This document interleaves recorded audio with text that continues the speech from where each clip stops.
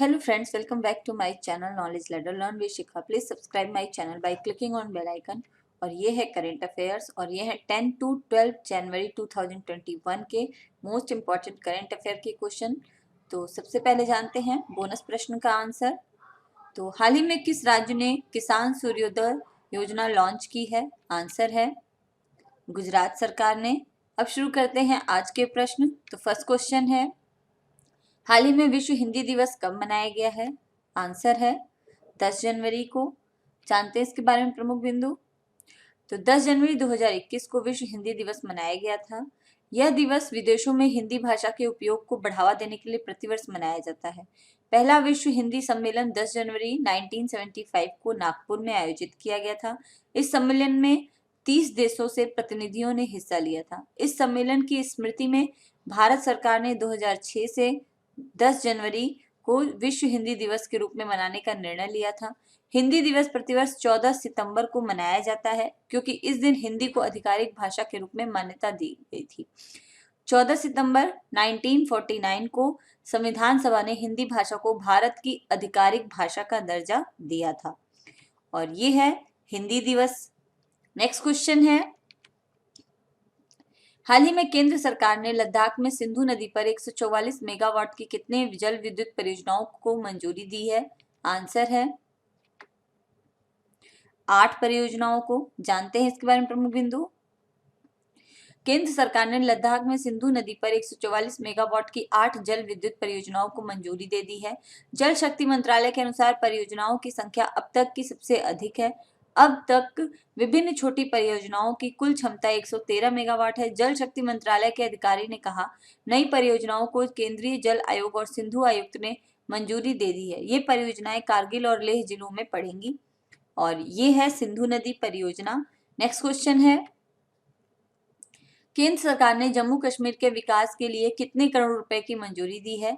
Answer है 28,400 करोड़ रुपए। जानते हैं इसके बारे में प्रमुख बिंदु। केंद्र सरकार ने जम्मू कश्मीर के विकास के लिए 28,400 करोड़ रुपए की मंजूरी दी है। यह योजना जम्मू कश्मीर में नए निवेश, पर्याप्त विस्तार और मौजूदा उद्योगों को प्रोत्साहित करेगी। सरकार का कहना है कि जम्मू कश्मीर में पहली बार कोई औद्योगिक योजना ब्लॉक स्तर तक जा रही है। यह योजना साल 2037 तक के लिए है। यह योजना 28,400 करोड़ रुपए की है और ये जम्मू कश्मीर को केंद्र सरकार ने दिया है। नेक्स्ट क्वेश्चन है, हाल ही में किस मशहूर फैशन डिजाइनर का तमिलनाडु के कोयम्बटूर में निधन हो गया है? आंसर है सत्यपाल का। जानते हैं इसके बारे में प्रमुख बिंदु। मशहूर फैशन डिजाइनर सत्यपाल का हाल ही में तमिलनाडु के कोयम्बटूर में निधन हो गया। वे 79 साल के थे। उन्होंने कई ब्रांडेड गारमेंट कंपनियों के लिए कपड़े डिजाइन किए थे। सत्यपाल पिछले महीने से काफी बीमार चल रहे थे। उन्हें दिसंबर में स्ट्रोक का सामना करना पड़ा था। इसके बाद उनका इलाज चल रहा था। और ये है मशहूर फैशन डिजाइनर सत्यपाल, जो कि तमिलनाडु के कोयम्बटूर में इनका निधन हो गया है। नेक्स्ट क्वेश्चन है, हाल ही में भारत का विवादित मानचित्र किसने जारी किया है? आंसर है विश्व स्वास्थ्य संगठन ने। जानते हैं इसके बारे में प्रमुख बिंदु। विश्व स्वास्थ्य संगठन ने हाल ही में एक नया नक्शा जारी किया। इस नक्शे में जम्मू कश्मीर और लद्दाख को शेष भारतीय मुख्य भूमि से अलग रंग में दिखाया गया है। नए WHO मानचित्र में लद्दाख और जम्मू कश्मीर को धूसर रंग में दिखाया गया है। इसके अलावा इसने विवादित अक्साई चीन क्षेत्र को नीले रंग की पट्टियों के साथ धूसर रंग में चिन्हित किया है। नीली धारियां चीन की ही तरह समान हैं, जबकि इस नक्शे में भारत को नीले रंग में दिखाया गया है। भारत का मानना है कि WHO के नए नक्शे में चीन की बड़ी भूमिका है। विश्व स्वास्थ्य संगठन पर चीन का प्रभाव अधिक है क्योंकि चीन इस संगठन को भारी धन उपलब्ध कराता है। हाल ही में नक्शे में चित्रित विसंगतियों के कारण नेपाल और पाकिस्तान के ये हाल ही में किस दिन से भारत में राष्ट्रव्यापी कोविड-19 का टीकाकरण अभियान शुरू हो जाएगा? आंसर है 16 जनवरी से। जानते हैं इसके बारे में प्रमुख बिंदु। 16 जनवरी से कोविड-19 का टीकाकरण अभियान शुरू हो जाएगा। प्रधानमंत्री नरेंद्र मोदी की अध्यक्षता में देश में कोविड-19 की स्थिति तथा राज्यों और केंद्र शासित प्रदेशों में टीकाकरण की तैयारियों की उच्च स्तरीय समीक्षा बैठक की गई। बैठक में मंत्रिमंडल सचिव, प्रधानमंत्री के प्रधान सचिव, स्वास्थ्य सचिव और संबंधित वरिष्ठ अधिकारियों ने हिस्सा लिया। प्रधानमंत्री ने विभिन्न मुद्दों से संबंधित कोविड प्रबंधन की स्थिति की विस्तृत और व्यापक समीक्षा की। राष्ट्रीय नियामक ने कोविशील्ड और कोवैक्सीन 2 टीकों को आपात स्थिति में इस्तेमाल करने की अनुमति दी है। इन टीकों की सुरक्षा और प्रतिरोध क्षमता सिद्ध हो चुकी है और ये हैं वो 2 टीके, कोविशील्ड और कोवैक्सीन, जिसका कि 16 जनवरी से राष्ट्रव्यापी टीकाकरण अभियान शुरू होगा। नेक्स्ट क्वेश्चन है, हाल ही में मध्य अफ्रीकी गणराज्य के राष्ट्रपति कौन बने हैं? आंसर है फास्टिन आर्कचेंज टोडेरा। जानते हैं इसके बारे में प्रमुख बिंदु। फास्टिन आर्कचेंज टोडेरा द्वारा 53% से अधिक मतों से चुनाव जीतने के बाद दोबारा मध्य अफ्रीकी गणराज्य का राष्ट्रपति चुना गया। 63 वर्षीय राष्ट्रपति 2016 से सत्ता में है, लेकिन देश के विशाल हिस्सों पर नियंत्रण हासिल करने के लिए हथियारबंद विरोधियों से लगातार संघर्ष कर रहे। सोने और हीरे के उत्पादक मध्य अफ्रीकी गणराज्य की आबादी 4.7 मिलियन है और ये हैं फास्टिन आर्कचेंज टोडेरा, जो कि मध्य अफ्रीकी गणराज्य के राष्ट्रपति चुने गए हैं दोबारा। नेक्स्ट क्वेश्चन है, 51वें भारतीय अंतर्राष्ट्रीय फिल्म महोत्सव में कौन सा देश कंट्री इन फोकस देश होगा? आंसर है बांग्लादेश। जानते हैं इसके बारे में प्रमुख बिंदु। 51वें भारतीय अंतर्राष्ट्रीय फिल्म महोत्सव IFFI में बांग्लादेश फोकस कंट्री होगा। कंट्री इन फोकस एक विशेष खंड होता है जिसके द्वारा देश की सिनेमाई उत्कृष्टता और योगदान को सम्मानित किया जाता है। भारतीय अंतर्राष्ट्रीय फिल्म महोत्सव IFFI का आयोजन गोवा में 16 से 24 जनवरी के बीच किया जाएगा। कोरोना महामारी को ध्यान में रखते हुए IFFI अपना पहला हाइब्रिड फिल्म समारोह आयोजित करेगा। इसमें बांग्लादेश की 4 फिल्मों का प्रदर्शन किया जाएगा। इसमें तनवीर मुकम्मल की जुबोन धुली, जाहिदुर रहीम अंजान की मेघमलार, रुबायत हुसैन की अंडर कंस्ट्रक्शन और सिंसियरली योर्स ढाका शामिल है। इसके अलावा इन कार्यक्रमों की लाइनअप की घोषणा की गई है जो त्योहार के दौरान OTT प्लेटफॉर्म पर दिखाई जाएगी।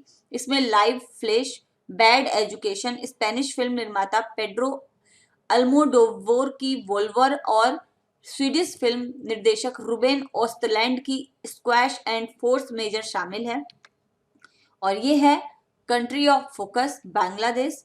नेक्स्ट क्वेश्चन है, हाल ही में किसने 16वें प्रवासी भारतीय दिवस सम्मेलन की शुरुआत की है? आंसर है प्रधानमंत्री नरेंद्र मोदी ने। जानते हैं इसके बारे में प्रमुख बिंदु।